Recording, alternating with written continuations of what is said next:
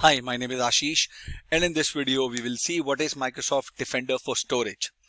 Microsoft Defender for Storage is an Azure native layer of security intelligence that would detect unusual and potentially harmful attempts to access or exploit the storage accounts. It utilizes the advanced capabilities of security AI and Microsoft Threat Intelligence to provide contextual security alerts and recommendations. So let me just quickly log on to the portal and take it from there.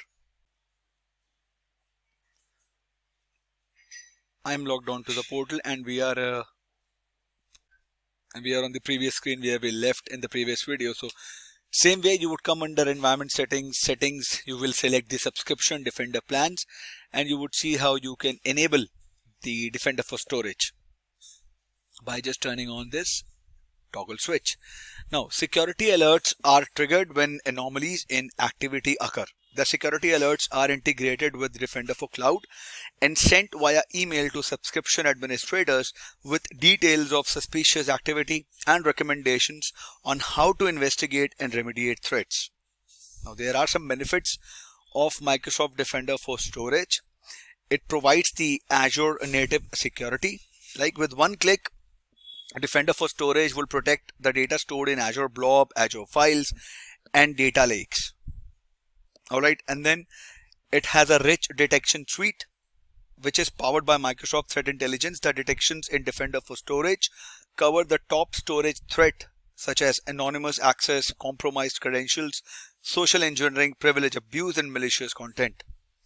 It has a response at scale. Defender for Cloud's automation tools make it easier to prevent and respond to identified threats. Right? Now, what kind of alerts does Microsoft Defender for Storage provide?